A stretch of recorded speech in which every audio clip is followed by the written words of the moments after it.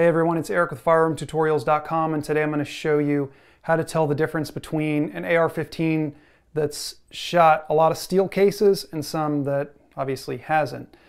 It's some controversy over whether you should use Wolf or Tula ammo basically in these guys.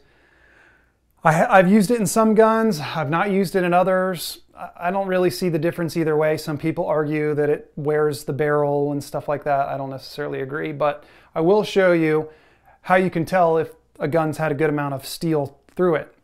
So let's look at one actually that hasn't. So if you look at this guy, you'll see right along the ejection port here, you can see a little bit of the brass marks here from basically where the shells eject.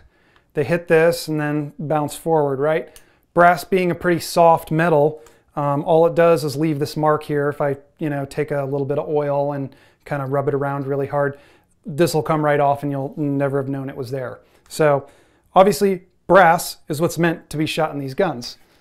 Now let's take a look at one that's had, I don't know, probably 3,000 steel rounds through it, steel cased. So you'll see here, you've got two marks here. Now if you run your finger across it, they're a little bit sharp. Now what's happened here, same concept, right? The shell is fired, it goes to eject, hits against this little thing, shell flies forward. But because steel is such a harder metal than brass, what's happened here is it's actually hit the receiver over and over again in the same, two spots, and it's dented the receiver here a little bit. And what it's actually done is cut through the anodizing. So basically there's no anodizing left in these spots. It's a little rough to the touch. And, if I left this outside for an extended period of time, it could potentially start to rust there. As long as you keep it clean, it shouldn't be that big a deal. But that's going to be the biggest telltale sign if one of these guns has shot a significant amount of steel through it. Like I said, this gun's probably got about 3,000 rounds through it. I think I started to notice this around 1,000. And I think I had, like one dent on it.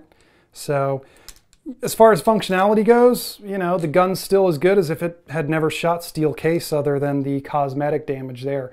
Doesn't necessarily mean that this gun isn't as good as the other one, and other than the fact that that's a much more expensive rifle. But that's an easy way to tell if somebody tells you they haven't shot steel through it and you see this, you know that they're lying. So that's it, guys. If you have any questions, let me know. Thanks for watching.